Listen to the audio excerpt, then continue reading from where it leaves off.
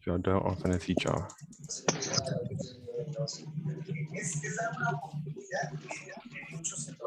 I will teach y'all. All right, so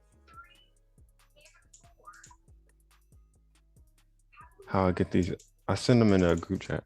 But okay, this is how I mark my zones. We can go to the 4 hours so it looks better. All right, so I mark my zones based off how price reacts to everything.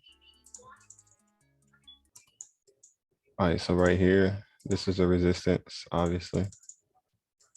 Down here, you can kind of mark this. I'm gonna mark them, but some of these I don't even touch. I just worry about what price is at now. Like, so it touched down in this area, then this was an area here.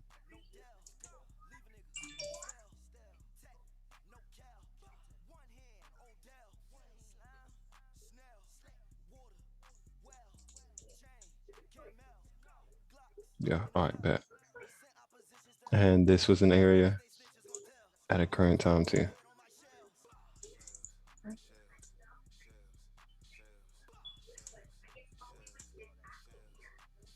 All right, we're just gonna make it look like that. All right, so I marked these because when price gets up here, it acts in a selling manner. It sells off pretty badly. Sells off, right? Resistance, support, you know, sells off in this area. This was actually today's trade, sells off. Down here, it buys off of here. We haven't had a second test of this, but I'm pretty sure if price was to come all the way down here, it's probably gonna buy back up. Maybe, maybe not, but that's what most likely happens sometimes. Over here, we tapped this area, came up, tapped back down, bought off of it, bought off of it again. So this lets me know that every time we tap this area, I could be looking for a good buy. Right. All right. So with this one, every time we tap above this area, we sell off. It actually tapped us up and then we sold back down to this line, which rejected heavily. So this lets me know there's a lot of buyers right here ready to buy this price back up. So once we came back down here again, we tapped into this area, bought up for a bit, came back down and took another buy back up. Right. Makes sense. Like, what time frame did you start on? You can start on any higher time frame, which is anything above, I feel like anything above 30 minutes is a higher time frame. Where'd you start on for this example, though? I missed it. 4 Four, hours. 4 hours. Okay, thanks. You can mark what, like you can mark as many as you want if you need to, but just I'm looking for where price reacted to the most. So like you can see here, price reacts to this area the most. Why? Because there's a huge wick to the downside in this area. This lets me know that price did not want to be at this area. Why? Because this was a support.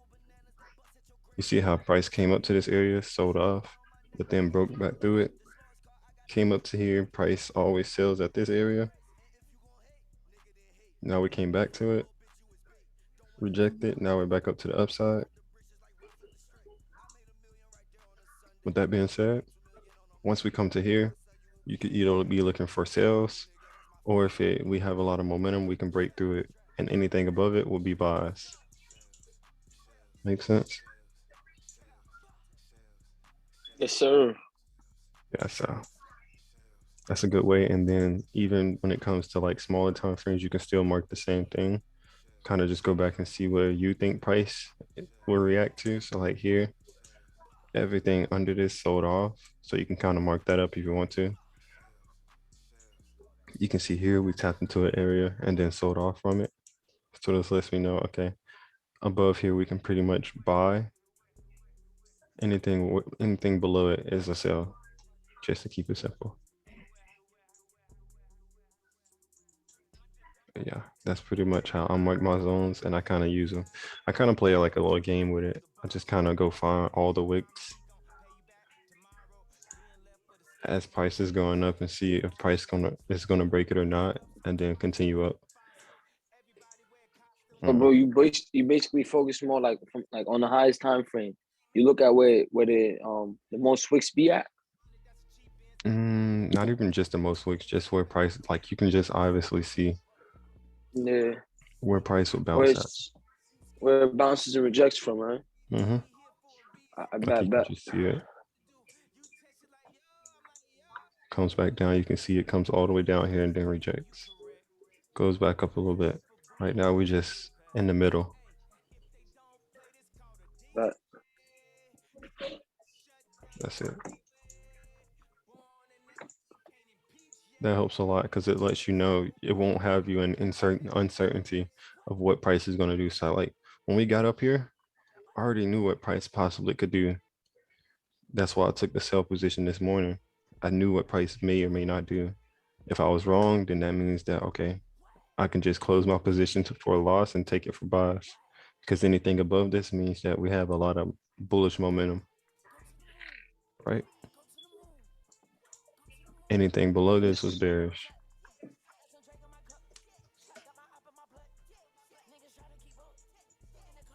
With that being said, you can also take into the fact that price did exactly what I explained.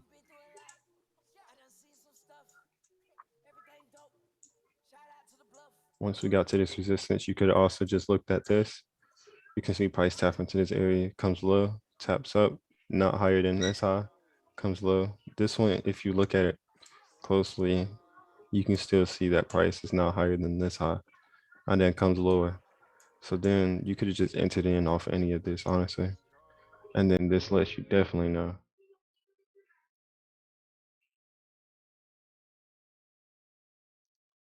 Doesn't matter how you set your zones, as long as you know like price will react somewhere in that area.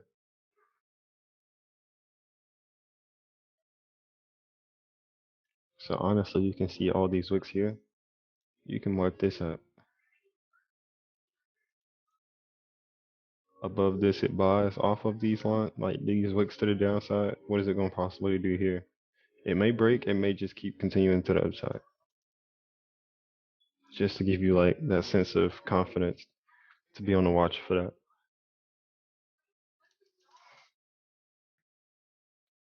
Ping pong you're playing. Yeah. If it breaks below, do you wait for a retest or do you just hopping in? If it's breaking these zones, it's telling me normally I just really use these in New York. Fucking Asian session and London session kind of like fuck this. But in New York, it's pretty much gonna respect some of these areas, most of these areas. So like let's say price is bearish and it's breaking through supports. You can enter however you want to enter. You can just enter when it's coming down and then just hold through the drawdown through the retest, or you can wait for the retest. But once it breaks through the support, this let me know that okay, price is pretty bearish, Yeah. right? Or else it wouldn't freaking break through the support. Right. And then if it just happens to come up, okay, that's just a loss, but it still has a lot of momentum to break through the support. Right. Okay. Same way with coming up. If price is pushing up, breaking through a resistance, this lets me know that price is pretty bullish. When I see a break, I just hop in. I ain't gonna hold y'all. Anytime it touches one of those areas, I kind of just hop into whatever I think possibly could happen.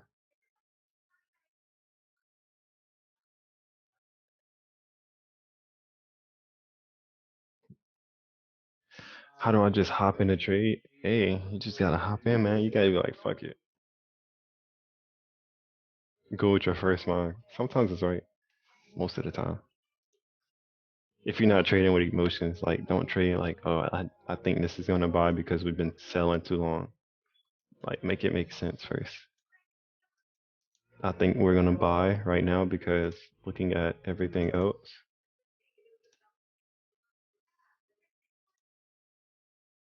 looking at everything else, this is the area that we were selling off when NAS was selling off, but US 30 continued to go up to the upside, and NAS usually follows right behind it, along with SPX.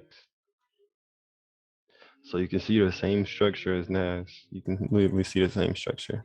but NAS didn't break this resistance. SPX did. Make sense? You can see these rejections to the downside. So it could just break back through, or it can tap into this area and go back up to the upside. But they all kind of do the same thing. So that's what I'm thinking. Yeah, that's what I'm thinking. You can still see the same structure. Here comes down low. Here comes down low, comes back up to the upside. Impulsive candle, impulsive candle. Now here, this is where it all stopped. Price kept pushing forward. Price kept pushing forward, rejected the downside. So now we're kind of in the same area, but price is above the resistance for the other things. So price for everything else is above here. And I say that because back in the past, it did the same thing. Back in the past, NAS broke this resistance. I meant this support back in the past. Watch this.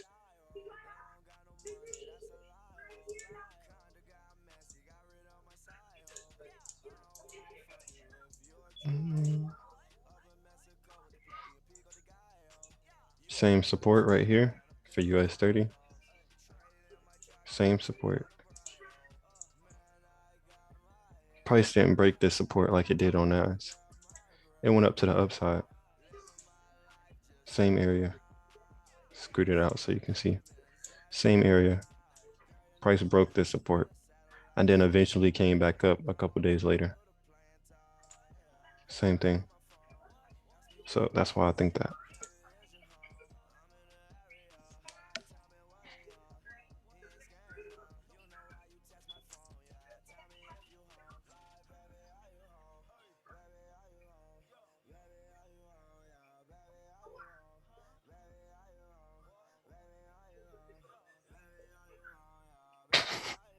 I'm dead.